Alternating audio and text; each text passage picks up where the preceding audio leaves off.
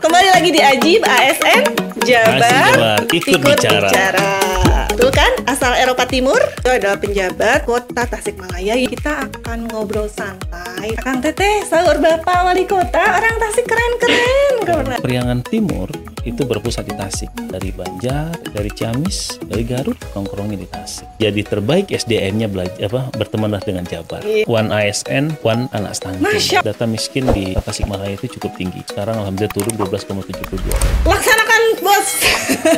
Laksanakan komandan, kami siap kolaborasi.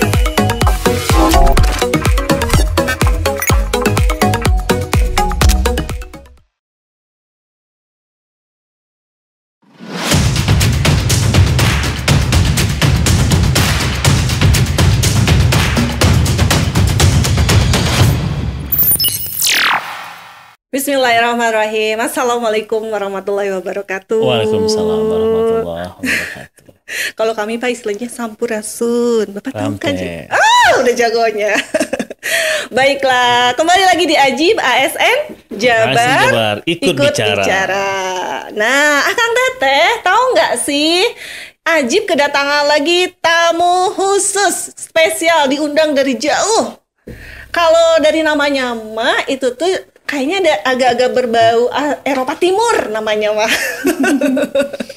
Agak-agak berbau Eropa Timur, tapi kita lihat siapakah beliau gitu ya. Nah, Kang Teteh izin kami kedatangan, ini kehormatan banget nih, Bapak Penjabat Wali Kota Tasikmalaya, Bapak Dr. C.K. Virgowansyah SSTP ME. Betul kan? Asal Eropa Timur? Halo, Akang Teteh. Ya, makasih loh Pak. Bapak dari Eropa Timur ya? Masih wilayah Indonesia. Indonesia Barat ya Pak ya? Indonesia bagian barat. Kami, saya dapat nama Bapak, unik sekali ini namanya. Saya langsung berpikiran Ceko ya Ukraina. Cekoslovakia. makanya beliaunya Bapak CK Fikrowan. Panggilannya Pak CK ya Pak? CK. Iya. Beliau tadi sebagai yang disampaikan, beliau adalah penjabat Wali Kota Tasikmalaya yang dilantik per tanggal 14 November tahun 2022. Ya kan nih Pak? Kemarin di Gedung Sate di sini. Betul. Ya Pak ya. Selamat ya Pak. Terima kasih. Tapi kami punya pantun dulu loh Pak, khusus untuk Bapak nih ya. Izin. Kang, pakai cakep aman? Kang Mama tuh pakai batik. Cakep. Pergi belanja beli alpukat. Cakep. Selamat Pak CK telah dilantik. Cakep. Mari bekerja untuk rakyat. Siap dong, sudah siap sedia begini nomornya beliau. Bapak izin, nah dari Tasik kemarin jauh-jauh nih ya, tapi dekat sih, masih di Jawa Barat ya. Masih jauh. Beliau itu sebetulnya bisa kita lihat ya, sosok muda gitu ya. Dan ternyata kalau kami baca riwayat perjalanan karirnya juga semuda ini sudah berjejer gitu ya. Pengalaman karirnya di Kemendagri apa ya? Terakhir di Ditjen Otda ya Pak ya? Di Ditjen Otda. Ya, luar biasa. Sekarang beralih ke Tasik. Tadi disampaikan orang Ceko bukan ya? Ternyata orang Indonesia bagian barat. Dari Palembang ya Pak? Palembang. Lahir besar di Palembang. Tapi besar juga di Bandung nampaknya ya? Tapi sempat di Bengkulu saya. Sempat di lurah, ke kelurahan. Sekretaris lurah pernah. Eselon terendah se-Indonesia. Saat itu. Saya pernah mengikutinya. Ya, luar biasa kan. Makanya sekarang dengan posisi beliau, dengan segitu banyak rentetan pengalaman ya Pak ya, amanat yang sudah diemban oleh Bapak. Nah Pak izin, karena dari Tasik gitu ya, kita akan ngobrol santai nih terkait segala serba-serbi yang berkaitan dengan Tasik. Bapak sudah di Tasik itu kurang lebih beberapa bulan ya Pak, dari November itu ya? 3 bulan setengah. 3 bulan setengah. Ini bagaimana nih Pak ceritanya? Kami pengen tahu nih, kepo nih, seperti apa nih? Izin Pak. Ya asik lah, asik alhamdulillah. Yang jelas orangnya ramah-ramah. Itu di sana ya. Sangat religius. Betul. Terus kemudian kita juga sosialnya kuat lah di sana. Tinggi saya kira. ya, Pak, ya? Keren. Orang Tasik keren. Akang Teteh, sahur Bapak Wali Kota, orang Tasik keren. Karena ciamik, asik Tasik, ciamik, serbaik. Nah, begitu Pak, izin. Nah, ngobrol-ngobrol tentang Tasik, Menurut Bapak ini seperti apa nih potensi dari segi topografi, dari segi hal-hal budaya? Tadi kan sudah disampaikan oleh Bapak bahwa itu relatively kotanya kota santri, kalau diistilahkan ya, religius dan lain-lain. Selain tadi juga identikly dengan Jawa Barat itu ramah dan segala macam halnya. Ini seperti apa tuh Pak menurut Bapak? Yang pertama yang saya highlight itu bahwasanya Tasik itu, Ruli, dia geoposisinya itu sangat menguntungkan. Jadi dia punya posisi di tengah-tengah, di mana Priangan Timur itu berpusat di Tasik. Kalau istilah pemerintahnya pusat kegiatan wilayah lah. Jadi orang-orang dari Banjar itu kalau nongkrongnya di Tasik. Dari Ciamis nongkrongnya di Tasik. Jadi dari kabupaten apalagi dari Garut kadang-kadang juga ke Tasik. Jadi memang Tasik itu jadi kota tempat berkumpul wilayah sepriangan timur. Jadi bahkan akan ada apa? Kalaupun mau main ya mainnya nongkrongnya di Tasik. Ya, makanya dari itu hotel-hotel di Tasik rame. Sekarang itu setidaknya ada 35 hotel di Tasik yang cukup banyak lah, termasuk yang berbintang-bintang. Untuk sepriangan timur, kota Tasik menjadi barometer bagi ya wilayah sekitar lah, alhamdulillah. Dan di situ butuh keramahan warganya, karena sifatnya kota ya, kota itu kan perdagangan dan jasa. Jadi yang harus kita tonjolkan perdagangan dan jasanya gitu. Jadi kalau jasa itu salah satu syaratnya yang utama apa? Ya senyum. Nah, seperti teroris kan senyum, maka itu wajar cocok untuk di Tasik kayaknya. Oh gitu ya. Jangan saya orang Tasik ya. Ting ting ting ting ting. Maksa katanya. Betul, itu ya ramah, fully smile gitu ya, smiling face ya kan. Karena kita kota, kita nggak bisa memaksa untuk produksi padi sampai berpuluh ratusan ton gitu, nggak mungkin, karena wilayahnya sudah rata-rata masyarakat. Masyarakat juga cukup banyak, sekitar 734.000-an masyarakat Kota Tasik. Luar biasa nih Pak. Jadi Bapak betah ya di Tasik? Alhamdulillah. Alhamdulillah. Tuh akang-akang, tolong ya, Bapak betah nih di Tasik. Jangan-jangan nanti menetap nih di Tasik. Yang sepanjang masih wilayah Indonesia. Iya betul Pak. Jangankan Indonesia, di luar pun masih buminya Allah katanya ya. Baik, izin Pak. Tadi terkait Tasik, dan tadi sebetulnya kan tadi ya bocoran sebelum kita jump into nih ke ngobrolan santai ini, sebelumnya saya udah ngorek-ngorek dan beliau memberikan insight banyak nih tentang tadi sistem merit. Ini hal yang seems just like semua kabupaten kota dan seluruh di Indonesia itu gegap-gempita dengan merit system ini gitu kan. Kita juga dari tahun ke tahun ya Pak ya, izin ada selalu gitu kan penilaian, termasuk Jawa Barat kemarin alhamdulillah ya Pak di periode kemarin the best lagi gitu kan. Nah ini saya pelajari bahwa memang di tahun ini per Januari kemarin ya Pak, 25 Januari kalau tidak salah, Kota Tasik juga sudah berproses untuk melakukan kerjasama ya dengan Pemprov Jabar dalam hal sistem merit itu sendiri. Sebetulnya saya juga sungkan gimana ya, ini beliau jagonya juga gitu untuk berbicara tentang sistem merit, dan luckily Kota Tasik gitu lah, beruntungnya Kota Tasik karena beliau in charge di sana gitu, dan pastinya akan mengawal itu dengan baik, insya Allah, yakin. Amin, gitu. Amin. Nah, mohon izin Pak, seperti apa nih progres dari perjanjian kerjasama yang sedang diusung nih dengan Pemprov Jabar untuk merit system ini? Oke, gini Tehril. Jadi sebelum ke sana, kita harus lihat dulu sistem merit itu apa sih sebenarnya. Nah, itu ya. jangan. Jadi memang sistem merit itu bukannya lagi konsep, dia sudah bukannya juga keinginan, tapi malah itu sudah kebutuhan. Jadi selama ini yang kami lakukan juga di pusat itu adalah mendorong Pemda-Pemda agar melaksanakan sistem merit. Terus sekarang yang terbaik alhamdulillah hingga saat ini untuk level Pemda ya Jawa Barat. Betul. Jawa Barat bahkan sudah hampir berkali-kali sambil menyalip Kementerian Keuangan. Jadi nggak kaleng-kaleng di Jawa Barat. Maka dari itu sangat wajar sekali kalau banyak Pemda yang kemudian belajar ke sini. Nah, justru sangat disayangkan kalau ada Pemda yang di dekat-dekat kita malah nggak belajar ke sini. Betul. Di sini state of the art-nya yang dalam tanda kutip implementatif ya. Yep. Kalau kita nanya ke BKN, tanya ke Menpan, tanya ke Kemendagri kan masih konseptual. Betul. Masih konseptual, masih dalam tatanan konsep yang mengimplementasikan at the end of the game di public service-nya kan tetap di Pemda-Pemda. Betul.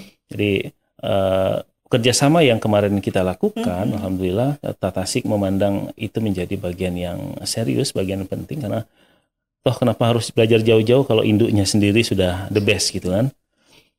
Kalau ceritanya mungkin begini, Teruli, kalau mau jadi seorang profesor bertemanlah sama profesor. Tepat sekali Pak. Kalau mau jadi seorang gamers, temenan sama gamers biar cepet jadi gamersnya. Gitu. Iya. Tapi kalau mau jadi terbaik SDM-nya bertemanlah dengan Jabar. Yeay, tepuk tangan dong buat Jabar dan Tasikmalaya Kota. Jadi tanggal 25 Januari kita sudah tanda tangan. Kemarin kalau nggak salah minggu yang lalu 28 Februari itu kita sudah bahkan sudah ada pendampingan. Betul. Jadi tim teknis sudah datang ke sana. Terima kasih tim teknis dari Jawa Barat yang sudah berkenan untuk mengawal Tasik karena gini Teh Ruli. Biasanya the devil itu is in the detail. Oke. Yes, exactly. Jadi devilnya itu adanya di detail-detail. Kalau kita cerita konsep semua masalahnya aman selesai. Exactly. Tapi ketika gimana caranya? Terus kalau ini gini gimana? Kalau orang yang nggak mau gimana dan sebagainya itu jadi cerita lain. Jadi detailnya itu malah masalah yang sebenarnya. Oleh karena itu tim Jabar kekuatannya itu di pendampingan. Jadi kalau kemarin sudah datang mendampingi dan nanti akan ada berulang kali untuk memastikan tujuan yang kita lakukan sama seperti yang tujuan yang diinginkan oleh Jabar dan hasil yang kita inginkan sama seperti yang didapat oleh Jabar. Bahkan lebih baik. Ya, kalau yang namanya guru yang terbaik itu adalah guru yang bisa memintarkan muridnya. Bisa jadi support untuk harus jadi yang lebih baik. Kalau anak muridnya nggak jauh lebih baik, berarti gurunya kurang pintar. Betul. Ya, tepat. Ya. Jadi tadi betul sepakat Pak. Jadi memang Pemprov Jabar sendiri sebetulnya ya kalau bisa kita istilahkan that's right anyway, itu bukan given, pasti ada proses di situ kan ya Pak ya.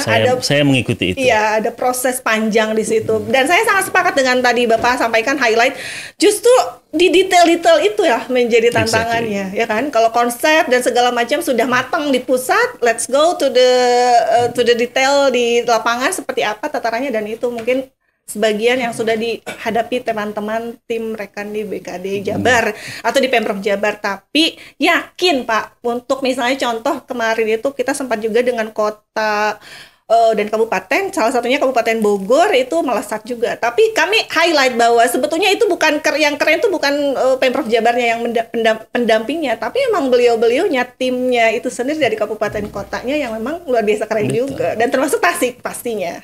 Yang diawali pastinya dengan komitmen ya. Bisa. Tanda tangan itu nggak sampai 5 menit, tapi komitmen untuk menjaga hasil itu sesuai. Nah, itu sampai akhir itu yang jadi faktor penentu keberhasilan program itu. Jadi kalaupun selesai tanda tangan, kita selesaikan, tinggalin ya sampai tahun kapanpun ya nggak akan dapat apa-apa gitu. Iya.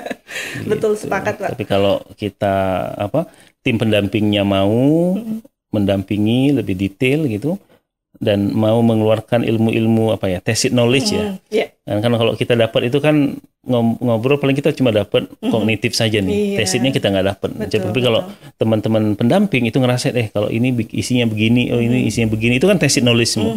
Tacit knowledge itulah yang perlu kita serap untuk mempercepat jadi selevel Jabar lah. Jadi untuk mempercepat proses itu biasanya harus menyerap tacit knowledge-nya. Betul.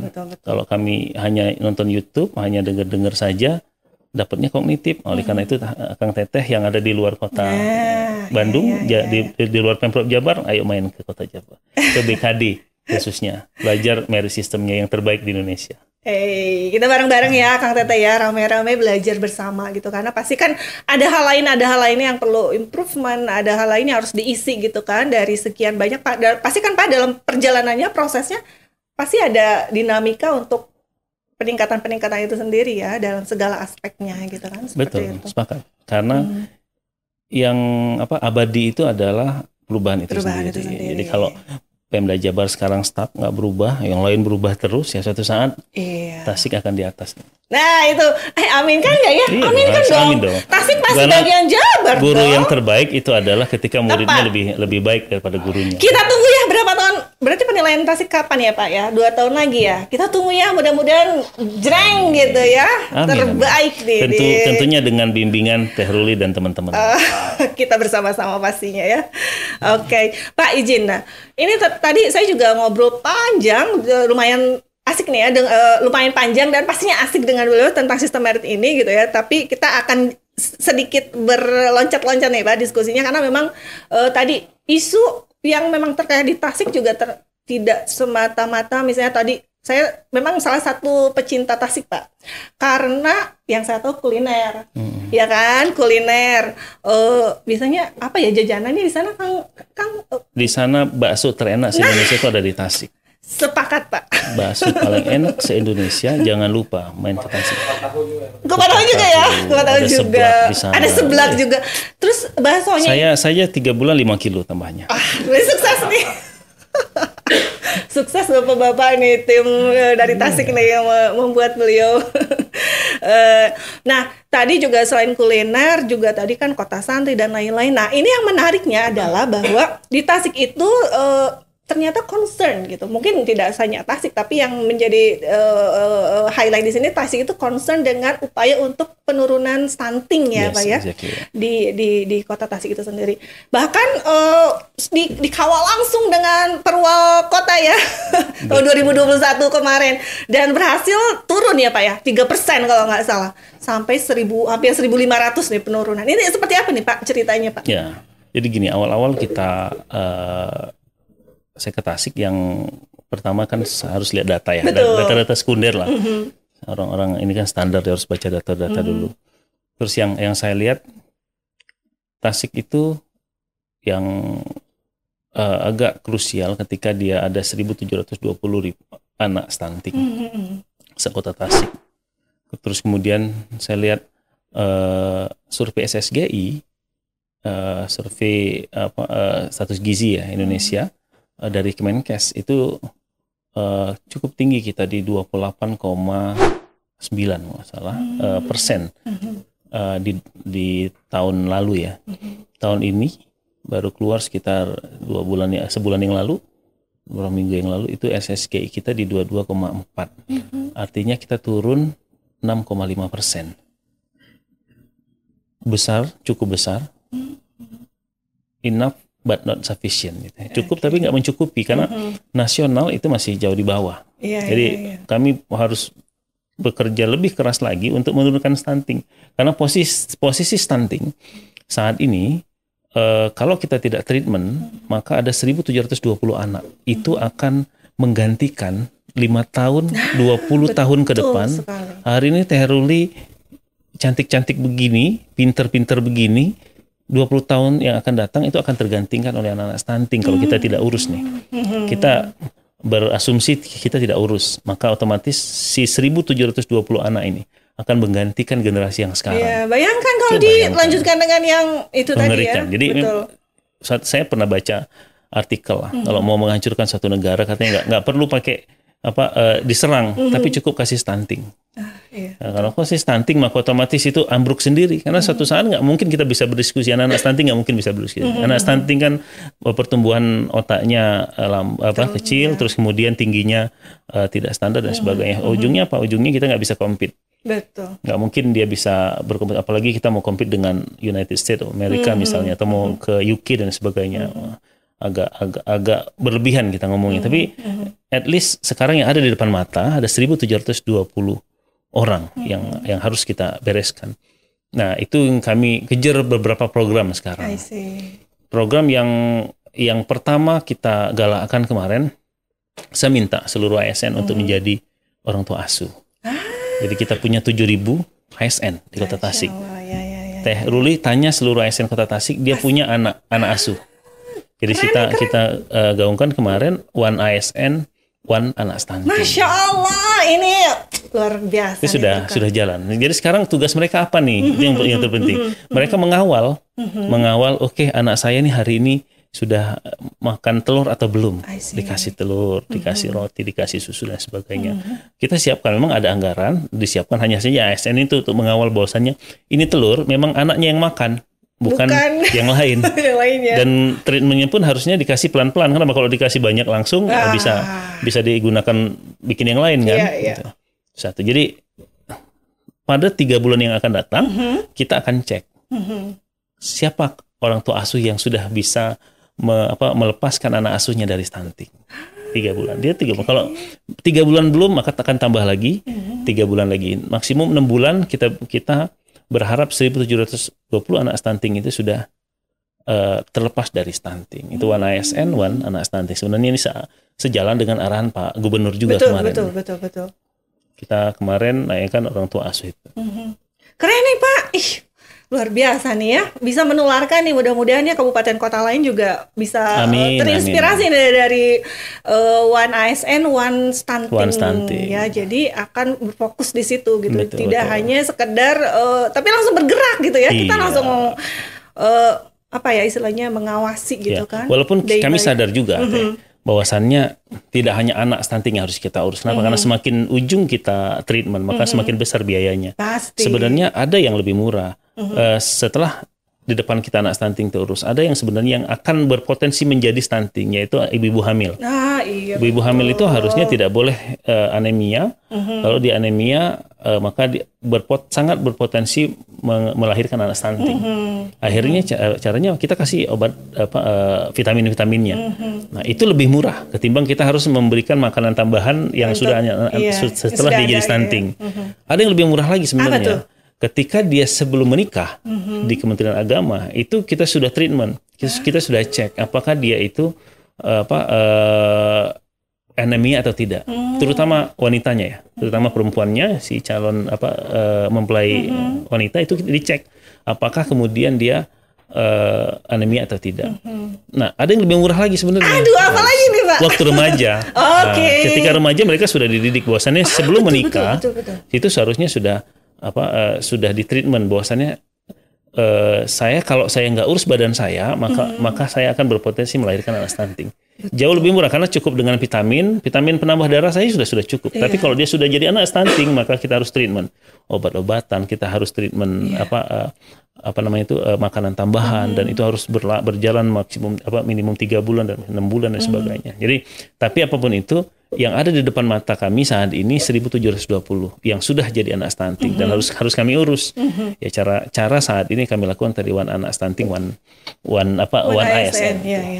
Luar biasa loh Pak. Jadi memang pada akhirnya memang pasti gitu satu hal itu akan runut, ada rantainya gitu. Betul. Ternyata tadi memang tantangannya lebih murah lagi, tadi kata Bapak sampaikan di usia remaja. Tapi Pak, tantangannya ya Pak ya, anak-anak usia remaja itu masa-masanya mereka dalam hal ini berkembang gitu kan, perkembangan, tapi satu sisi lagi geli-gelinya pengen tampil bagaimana, diet ketat ceritanya ini. Ya, jadi kan anemia dan lain-lain itu kan pemenuhan gizi terbatasi karena memang tadi ada hal-hal yang memang stereotip gitu dari kebanyakan orang atau dari lingkungan itu sendiri gitu kan, jadi satu tantangan tersendiri. Betul. Ya Pak ya sebetulnya gitu. Setuju saya. Jadi memang perlu edukasi sejak awal. Iya, betul. Bahwasannya boleh langsing tinggi gitu kan, kurus tapi jangan sampai anemia. Kurang gizi. Jangan sampai kurang gizi. Kenapa? Bukan hanya merugikan diri sendiri tapi calon keturunan nantinya. Your future gitu kan. Itu kalau ketika mungkin mudah-mudahan anak-anak sekarang sudah mulai memikirkan itu. Iya. Walaupun lagi geli-gelinya suatu saat kalau saya nggak urus badan saya, anak saya stunting, siapa yang meneruskan nanti perusahaan keluarga gitu misalnya. Iya, betul. Nah, itu dia. Menarik. Jadi tadi berarti ditunggu ya Pak, di 3 bulan ke depan akan seperti apa? Hopefully maksimum di 6 bulan ya kita. Nanti pasti berproses lagi. Tadi Pak Wali Kota juga sampaikan merunut lagi ke ibu hamilnya, merunut lagi ke segala aspek, pastinya di instansi-instansi juga. Tapi kalau tadi kan potensial ya. Kalau ibu hamil sampai dengan itu kan potensial. Maksudnya as it is yang kita lihat ada di depan sekarang ada anak-anak yang sudah yang stunting yang harus kita bereskan. Urgently needed. Ya, betul. Untuk ditangani gitu kan ya Pak ya. Top priority. Baik. Tadi terkait isu stunting, ini tadi saya tidak usah nih sampaikan ke Akang Teteh nih ya, di Jawa Barat khususnya atau bahkan dimanapun, ini pasti ada selalu insight yang luar biasa nih dari tamu kita nih di Ajib, salah satunya dari Pak Wali Kota. Tadi One ASN, One Stunting itu menjadi satu hal juga. Bu Cinta juga luar biasa ya Pak ya. Betul. Pak Gubernur begitu dahsyatnya gitu untuk menangani ini gitu, dan ternyata disambut meriah oleh Kota Tasik dengan program ini. Mudah-mudahan menyebar nih Pak. Saya nggak akan bosan nih woro-woro nih. Mudah-mudahan Pemprov Jabar atau bahkan mungkin sudah ya. Demi Jabar juara. Dengan lahir batin. Dengan kolaborasi ya Pak. Kan Jabar nggak bisa juara kalau misalnya kabupaten kotanya nggak juara. Iya, kalau tertinggal. Jadi makanya tagline kita itu Tasik bisa bikin Jabar juara. Ya. Jadi kami mau berkontribusi untuk membentuk Jabar juara itu. Iya, betul. Siap Pak, nanti kami juga berkolaborasi pastinya dalam banyak hal. Izin Pak. Nah, tadi berbicara soal Tasik, lalu tadi bahkan sistem meritnya, terus bahkan tadi stuntingnya. Kembali lagi nih ke Tasik. Bapak tadi kalau cerita betah nih ceritanya di Tasik Pak. Di sana ada apa aja nih Pak, potensi-potensi wisata? Pasti kan itu nggak akan lepas dari ya, setiap daerah tuh pasti ada. Betul. Nih ya. Seperti tadi kan kalau kulineri udahlah nggak ragu gitu kan, baksonya tadi. Nah itu di Tasik selain itu ada apa lagi Pak? Di sana sih banyak sekali ya, terutama yang paling terkenal sejak dahulu kala itu sebenarnya sudah sampai mancanegara, bahkan ini bordir ya. Kita ada bordir, kita ada mendong, kita ada payung gelis, macam-macam lah yang kita punya, yang saat ini memang agak sedikit meredup. Kenapa? Memang yang kita coba kemarin treatment kita bagaimana mengangkat ini kembali. Nah memang berapa banyak sih orang yang mau pakai payung gelis sekarang gitu kan. Sebagai penggunaan sesuatu ya, bukan sekedar untuk hiasan gitu. Atau berapa banyak yang kemudian mau pakai mendong gitu. Atau berapa banyak kemudian yang mau bordir gitu. Nah sementara dunia terus berkembang. Makanya saya kemarin discuss itu ya, mungkin kita akan punya semacam bridging antar organisasi, antar generasi nih. Karena kemarin kita diskusi itu, ketika kita kumpulkan para UKM itu ternyata UKM ini generasi Y ke atas. Jadi generasi Y, generasi X yang umurnya 45 ke atas lah ya. Terus di sini di bawah nih ada pasar, marketplace. Marketplace yang memenuhi marketplace itu generasi milenial. Nggak nyambung nih antara marketplace dengan dengan kondisi UKM kita nih. Suppliernya adalah generasi Y, sementara marketplace itu dipenuhi oleh generasi Z. Nah, sekarang kita coba membentuk ada namanya bridging antar organisasi. Bridging ini adalah anak-anak yang anak-anak milenial yang kita kemudian itu mengawal dia setiap UKM. Jadi ada satu anak itu 10 UKM untuk menilai apa tugasnya, memasukkan ke dalam marketplace tadi, membuat konten, terus kemudian memberikan intinya mereka memposting, membuat konten untuk produk-produk yang tadinya generasi. Kan kami juga nggak bisa memaksa generasi Y untuk goyang-goyang di TikTok kan? Iya, betul. Untuk live selling ya. Sekarang itu kan biasa live tuh. Nggak mungkin kita paksa generasi Y itu untuk dia live streaming juga untuk jualan gitu. Betul. Tapi ini anak-anak bisa. Nah, kita buat tim Tasik kreatif itu, terus kemudian digital yang kemudian untuk membridging sebenarnya antar generasi itu yang pertama terkait dengan UKM-nya. Kemudian yang kedua pariwisata. Pariwisata yang alam, kita punya Situ Gede besar sekali. Pak Gubernur kemarin sempat ke sana dengan kemarin renovasinya yang membuat dia semakin menjadi menarik gitu. Kemudian kita juga sempat. Dan itu potensi-potensi wisata. Dan yang terbaru saat ini memang kita sedang mengimplementasikan yang namanya COET. COET itu kalau dikenalkan COET itu buat ini ya. Buat sambel nih kita. Tapi itu akronim dari Calendar of Event Tasikmalaya. Jadi we have kalender, setiap hari itu ada event. Jadi setiap hari itu ada event. Minggu ini event apa, besok event apa. Jadi Kalau ke Tasikmalaya jangan lewatkan event-event tersebut. Jadi harus lihat dulu ya Pak ya kalendernya kira-kira kapan nih? Ya kalau kita misalnya lagi jalan ke sana, hari ini lihat di kalender, oh ada event ini, kita tinggal datang. Betul. Jadi sebenarnya kalender event itu sepanjang tahun. Pasti ada ya? Fully sepanjang tahun tuh harus ada event.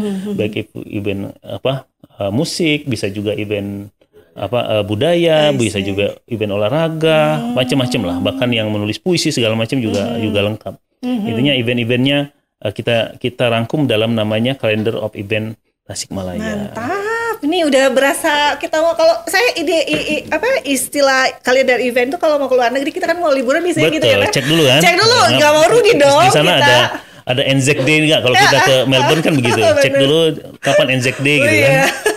Tak mau rugi kita. Jadi kalau ke Tasik juga sama ya, kita banyak. Kita mau siapkan festival bakso nanti seluruh sepanjang itu akan bakso semua. Masya Allah. Pak undang saya dong kalau bakso mah. Tim Ajib yuk kita ngebakso nanti diundang Pak Kita khusus bahas bakso Tasik. Nah betul. Bagaimana krenyesnya, bagaimana aciknya, bahkan sampai sausnya ke pun, Turki. Pak, bahkan ya. Sausnya luar biasa. Spesial itu khusus. Dan anak milenial masuk ke sini, masuk sebagai pengembangnya dan sebagainya. Keren nih Pak, keren. Tadi saya tertarik dengan konsep bridging yang tadi Bapak sampaikan. Betul Pak, kalau generasi-generasi tertentu yang seperti kami, saya maksudnya, kayaknya nggak mungkin juga nih goyang-goyang di TikTok atau apa gitu kan. Tapi di bawahnya itu layering di bawah atau generasi berikutnya itu kan kerap dengan itu hidupnya gitu kan, kita bisa. Mantap, hidup Pak. Mereka memang hidup ya begitu caranya. Kemarin menggandeng SMK bahkan kan SMK 1 kemarin kita discuss bagaimana satu anak itu bisa pegang 10 UKM. Tadi tugasnya hanya posting bikin konten. Jadi UKM-nya tetap bisnis seperti biasa. Nah, terus kemudian mereka bridging. Luar biasa ya. Ibunya tetap bikin bakso di rumah, tapi baksonya ya sambil live makan bakso gitu kan. Dengan bunyi yang serp-serp gitu kan seolah-olah kan ASMR. Apa sih namanya? ASMR ya? Apa kan? ASMR. ASMR. Iya. ASMR. Iya betul. Ya, jadi kalau kita istilahkan semua bertugas dengan porsinya masing-masing gitu pada zamannya. Manajemennya berjalan dengan baik dan pada akhirnya semua lini terpenuhi itu ya Pak ya. Insya Allah ya. Keren nih, keren. Karena yang abadi itu perubahan. Jadi kalau kita nggak mau masuk ke perubahan ya suatu saat kita akan digilas oleh zaman. Iya, tepat sekali. Kalau kita udah anti dengan perubahan, the changing itself, udah kita akan in the long run we will die. Harus menerima itu gitu ya. Betul. Itu udah hukum alam tuh. Hukum alam. In the short run mungkin masih fine, tapi in the long run we will die. Tidak bisa, you cannot deny that gitu ya. In one time udah mentok ya udah nggak menutup diri, nggak mau terbuka dengan perubahan itu sendiri ya kita harus tunggu waktunya gitu kan. Berarti kalau Akang Teta di sini apanya hikmahnya kita berarti yaitu berjalan dengan perubahan itu sendiri kita ya metamorfosa walaupun kita highlight ya tidak bisa juga berubah itu tidak berarti kita melepaskan jati diri atau apa yang ada di dalam kita, keep it untuk yang baik-baik tentunya kan ya. Setuju. Tapi kalau hal-hal di luar kendali kita di luar sana, let's go with the flow. Tapi kita juga punya nilai-nilai di situ ya Pak ya. Ya Pak izin. Nah tadi kalau misalnya terkait one ASN one stunting, tadi ternyata ada juga nih istilah lain dari Bapak, walaupun saya yakin masih banyak berjejer tuh dari sekian banyak hal kebaikan atau program yang ada di Kota Tasik. Tapi yang tadi menarik saya dengar dari Bapak itu adalah ada istilah bager. Bager itu kalau bahasa Sunda mah baik pastinya gitu kan, hidup gitu kan kalau bahasa Sunda artinya tuh kalau di sosok orang. Nah ini Pak izin boleh di-share ke kami apa ini gitu. Iya. Si bager ini teh gitu. Ya, jadi begini, yang pertama mungkin saya harus mengucapkan terima kasih kepada Pak Gubernur ya. Karena beliau pernah mengajak saya atas satu program yang namanya Jabar Quick Response. I see, ya. Dan dilalah itu lokasinya adanya di Tasikmalaya. Saya saat itu terperangah, harusnya saya lebih tahu dulu ketimbang Pak Gubernur. Tapi malah saat itu Pak Gubernur yang mengajak saya untuk ayo kita bantu yang dilalahnya itu warga Kota Tasik. Tasik, oke. Saat itu Pak Gubernur hanya bilang ke saya pelajarin Jabar Quick Response. Jadi saya sejak hari itu saya coba buka, saya panggil orang bertanya apa sih Jabar Quick Response dan ternyata saya bilang saya sudah tahu Jabar Quick Response bagaimana caranya.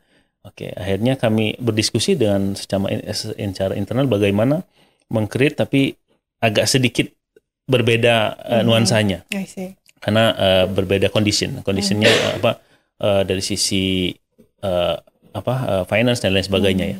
Nah, terus kemudian teman-teman bercerita, Pak, kalau begitu kenapa nggak kita kita kumpulan aja, gabung bareng-bareng. Yuk kita boleh tahu nggak orang miskin siapa saja. Saya lihat data miskin di Kota Tasikmalaya itu cukup tinggi. 13,3%. Sekarang alhamdulillah turun 12,72. Berarti sekitar 87.000 orang tingkat kemiskinan. Cukup tinggi dan itu kan tersebar. Kami tidak tahu itu posisi titiknya di mana-mana locationnya. Yang tahu kan semua masyarakat. Masyarakat tahulah di belahnya. Jadi bagaimana caranya? Akhirnya kita setuju dengan program Bager dengan mengadopsi Jabar Quick Response. Jadi Jabar Quick Response itu kita adopsi menjadi Bager dan hanya dirubah bahwasanya ini kita janjian, kita hanya menentukan titiknya, terus kemudian kita tentukan Sherlock di sana, terus kita tentukan waktunya, terus kemudian masyarakat kita undang, ayo sebut saja misalnya namanya Badu. Si Badu ini perlu kursi roda, perlu biaya sekolah, perlu seragam, perlu buku, perlu biaya lain sebagainya makan hidup. Yang pemerintah sudah siapkan terchecklist tuh. Misalnya kursi roda sudah siapkan, ini sudah siapkan. Masyarakat diundang, silakan kalau membantu si Badu, kita ketemu pada hari Rabu pukul 10 misalnya, titiknya ini. Jadi sekarang setiap hari Rabu, alhamdulillah, Teh Ruli, kita reunian tuh. Reunian dengan istilahnya wargi bager. Wargi bager, Kota Tasik reunian ketemu di titik tersebut terus bawanya masing-masing. Masing-masing. Jadi ada yang bawa bala-bala, ada juga yang bawa beras misalnya, ada yang bawa kursi roda, ada juga bawa sepeda bekas dan lain sebagainya. Intinya sebenarnya pengelola Bager itu tidak menerima transfer. I see. Juga tidak menerima titipan barang. Ya selain juga menghindari fitnah. Betul. Akhirnya kita janjian titiknya saja. Ayo bareng-bareng. Ini sekarang masyarakat sudah mulai tersosialisasi program Bager ini. Jadi masyarakat tidak hanya bisa ikut menjadi wargi Bager yang ikut mensumbangsi, tapi juga bisa ikut melaporkan. Jadi melaporkan itu misalnya, oh ternyata 2-3 rumah di sebelah kita miskin dengan sangat miskin, rumahnya begini, diceritakan ada di sana. Nah, dia bisa posting dan bisa upload, kemudian dia menjadi wargi Bager yang membuat campaign. Nah, dia membuat campaign, terus kemudian setelah campaignnya selesai nanti itu akan terposting dan semua masyarakat bisa tahu. Dan saya yakin banyak orang di dunia ini, banyak orang Tasik itu yang baik-baik, banyak orang Jabar itu yang baik-baik semua, yang ingin membantu tapi nggak tahu mau bantunya kemana. Nah sekarang kami kasih kanalnya. Nah, ini kanalnya, yuk bisa bantu, silahkan. Kami tidak ingin ada fitnah sehingga yuk kita janjian saja. Nah, bisa dengan kalau kami sibuk bagaimana, silahkan mau gosen boleh, mau kirim boleh, mau ini boleh. Tapi kalaupun mau transferlah ke rekening yang bersangkutan. Jadi setelah itu kita mungkin satu hari itu bisa 6 titik tuh. Kalau kemarin kita 6 titik. Jadi dia mau titik mana terserah. Seluruh pengusaha juga boleh ikut. Yang penting tujuannya sama untuk membantu yang bersangkutan.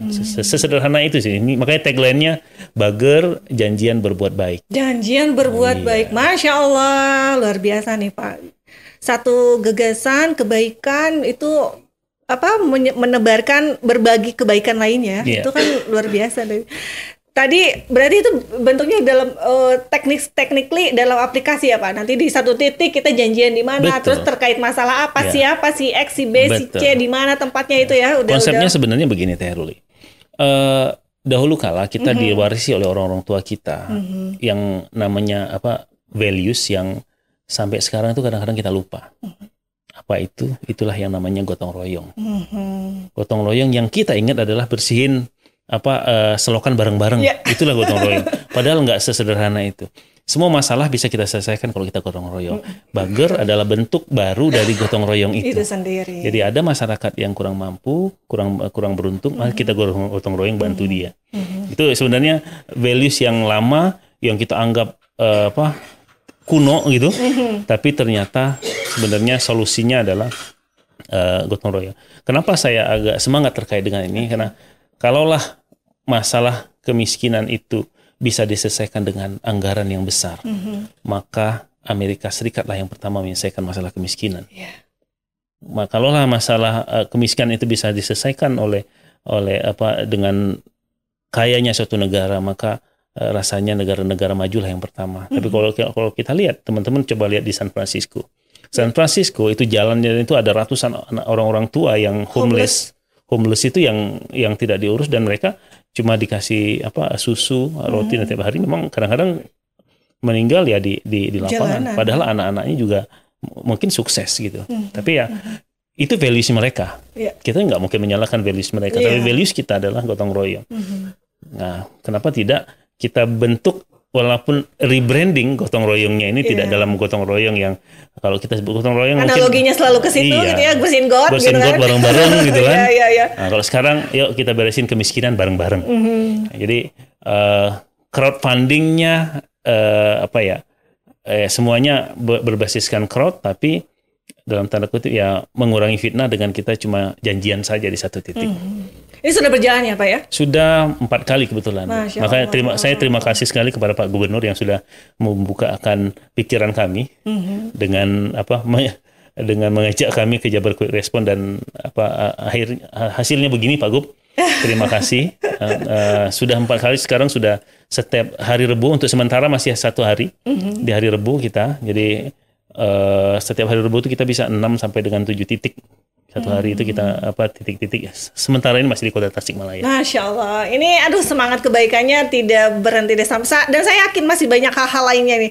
Bapak baru 3 bulan ya, tapi beberapa program unggulan nih sudah meluncur nih satu demi satu seperti itu. Dan insya Allah ya kita berusaha lah. Akan semakin membawa kebaikan, inspirasi mungkin ya. Mudah-mudahan satu dengan yang kita saling ini ya Pak ya. Amin, menginspirasi, mengingatkan.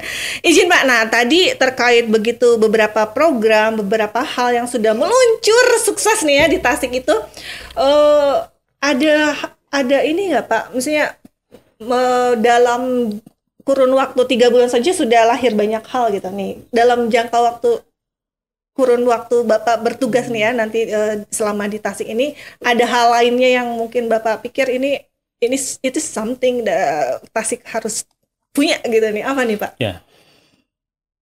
Target yang pertama ingin kami capai sebenarnya, karena permasalahan mendasar kita itu, kita jangan ngomong mau berkelas dunia, mau jadi internasional, dan semuanya. Yang saya bilang yang pertama itu kita harus bereskan dulu kemiskinan. I see.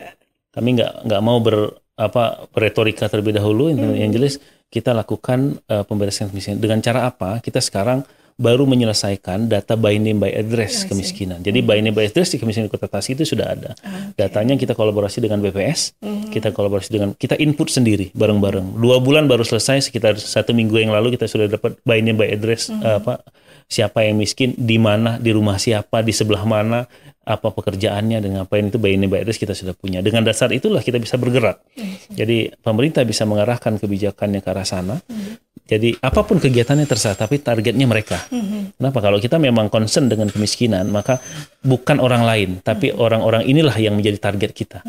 Jadi mau kita di pelatihan kah, diklat lah, atau pemberian modal kan, atau mau bantu, ya tapi mereka ini.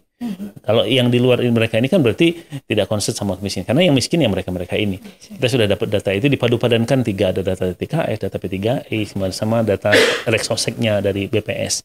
Alhamdulillah sudah itu by name by address. Itu kita mencoba penyelesaian kemiskinan dengan memastikan apa yang kita lakukan sesuai dengan kebutuhan, sesuai dengan targetnya. Memang kan gampang menyampaikan, program harus sesuai dengan targetnya. Sesuai tidak salah sasaran. Nah, sasarannya apa? Nah, kita cari sasarannya. Sasarannya by name by address. Terus sekarang sudah ada. Itu yang pertama. Yang kedua terkait dengan stunting tadi. Karena stunting itu jadi kunci untuk eksisnya 20 tahun ke depan suatu daerah gitu ya. Tepat. Jadi mau suatu bangsa itu mau maju mau dia tergantung kita menyiapkan generasi penerus kita. Hebat kita sekarang belum tentu generasi penerus kita bisa hebat juga kalau kita tidak siapkan. Itu yang kedua. Yang ketiga, kita juga concern dengan dengan pengangguran melalui UKM-UKM-nya, itulah kita bikin bridging tadi, bridging antar generasi tadi. Jadi UKM-UKM yang selama ini bekerja sendiri, selama ini sendiri ada yang jual-jual sendiri. Nah sekarang kita coba tim yang menjadi bridging antar generasi. Dan yang keempat, yang terakhir itu memang karena di Tasik itu kota, karena kehidupan ekonominya juga banyak orang di sana, maka muncullah masalah terkait dengan persampahan. Oleh karena itu kita concern juga dengan persampahan di Kota Tasik. Setidaknya per hari itu ada 315 ton sampah yang harus dikirim ke TPA. 315 ton itu 70%-nya itu adalah sampah organik. Nah, banyak teknologi untuk mengurusi sampah anorganik. Menggunakan kalau yang anorganik seperti kertas, plastik dan sebagainya, itu banyak teknologi, bisa jadi aspal, bisa jadi briket dan sebagainya. Tapi yang nggak banyak teknologinya adalah sampah organik. Sementara itu banyaknya, jumlahnya jauh lebih besar, 70%. Saya sudah riset ke beberapa ahli dan beberapa negara juga di Italia maupun di beberapa cuma 2 caranya, yaitu dengan membuatnya menjadi kompos atau membuatnya menjadi dimakan oleh monster yang namanya maggot tadi. Hanya sekarang kita gebiar maggot.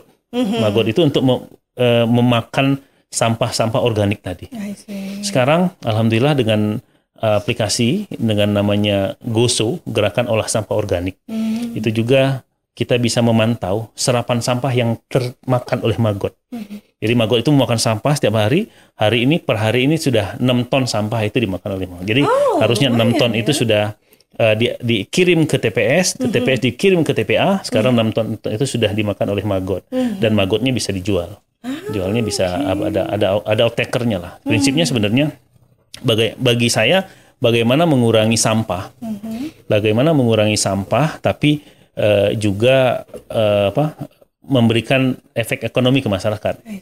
Itu alhamdulillah sekarang sudah jalan sekitar 6 ton per hari, dan kemarin beberapa kali panen di beberapa kelompok. Sekarang itu kita punya 1.000 biopon, itu sekitar 150 biopon saja di salah satu kecamatan kemarin di Ciberem, itu kita menghasilkan sekitar 1,5 ton maggot per hari. Jadi dengan beberapa hari tersebut kita bisa menyerap sampah organik itu sekitar 6 ton hingga hari ini, dan setiap hari 6 ton. Kita akan memperbanyak itu.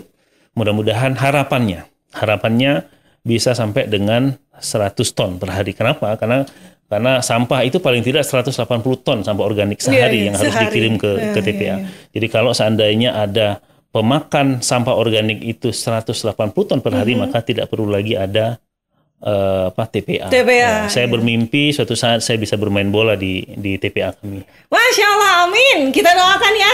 Amin. Nanti ditularkan juga ke kabupaten kota lainnya di Jawa Barat, mudah-mudahan ya. Ini masih panjang lah perjalanan. Masih, kita juga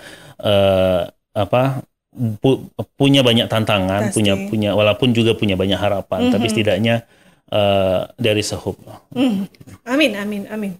Pak, izin, dari perjalanan yang sebenarnya relatif masih baru, 3 bulan ini, ada pengalaman menarik nih, tantangannya atau yang berkesan nih selama di Tasik ini seperti apa nih, Pak? Banyak sebenarnya. Banyaknya itu yang terutama pada titik-titik tertentu saya harus ditemenin. Kenapa? Karena pada tempat-tempat tertentu saya saking semangatnya masyarakat, dia kan menyampaikan sesuatu yang saya juga nggak, dalam tanda kutip, ujungnya saya harus cari teman saya nih, ini artinya apa nih? Interpreter ya, cari interpreter khusus ya. Ini artinya apa nih? Ngapain nih? Kenapa nih? Nah, kira-kira begitu kan, itu bagian dari yang akhirnya saya harus merenung. Masih banyak saya kurangnya lah. Kekurangan saya masih jauh banyak yang harus saya pelajari. Intinya masyarakat itu tidak perlu seberapa tinggi kita, tidak mau melihat seberapa level pemerintahan, mau 5 level, 2 level, terserah. Yang penting kami makan bisa. Betul. Masyarakat sejahtera. Mau pemerintah 2 level, 3 level, terserah katanya. Mau pemerintah ngapain, terserah. Yang penting masyarakat terlayani, itu saja. Sesederhana itu kok. Masyarakat tidak minta banyak-banyak gitu. Maka dari itu selama ini yang kita lakukan, harus begini. Ya ya silakan saja. Tapi yang penting bagi kami bisa makan, kami bisa sejahtera, kami bisa pinter, kami bisa sekolah, dan kami bisa sejahtera gitu. Dan itu saja. Ya secara teoretik memang semakin maju suatu negara, maka peran pemerintah akan semakin kecil. Betul.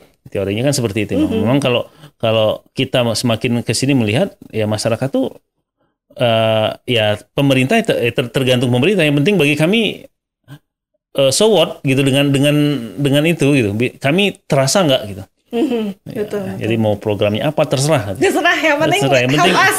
Ya, help us gitu kan. Ya, sepakat Pak. Pak izin nih Pak, sebelum ke akhir nih saya mau, sebenarnya kita sepakat nih ya, Akang Teteh yang ada di studio nih yang berjumlah ribuan bohongannya.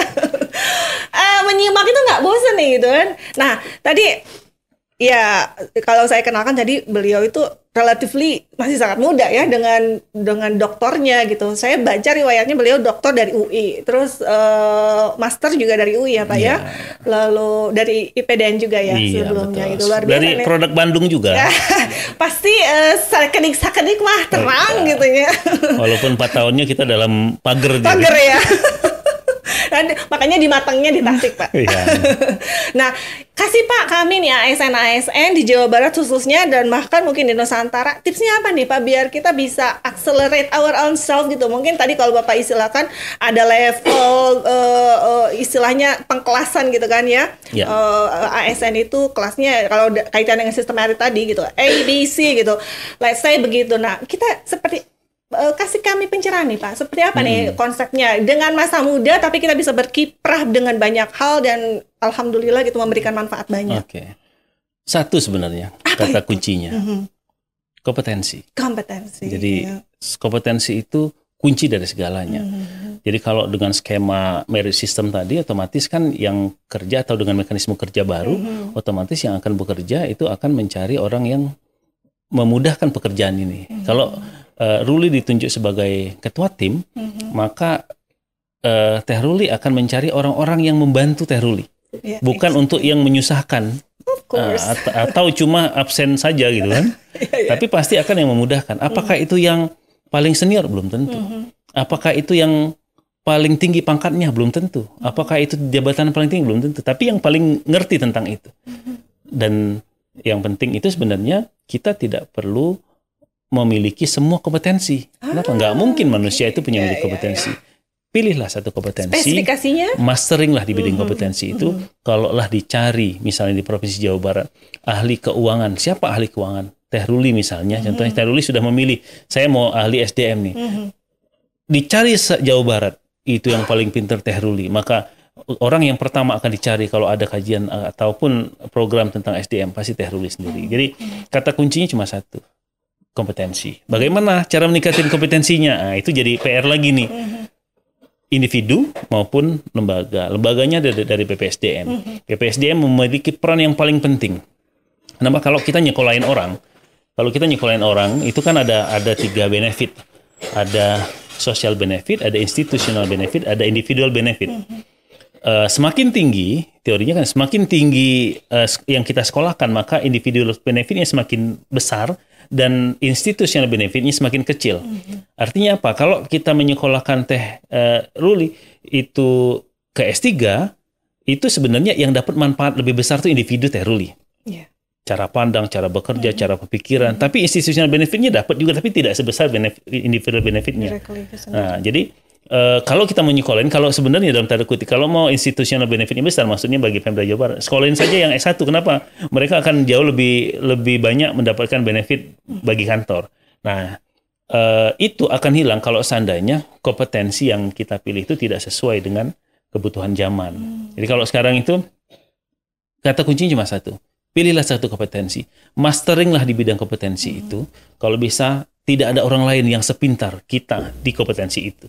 Nah, caranya gimana? Kalau bisa ambil sertifikasi, ambil diklat, pribadi juga. Banyak sekarang teman-teman kenal Udemy, teman-teman kenal diklat online di luar negeri, di Boston, ini itu justru punya program sendiri. Kita bisa diklat fully free, bahkan bisa bayar kalau seandainya kita sudah merasa puas.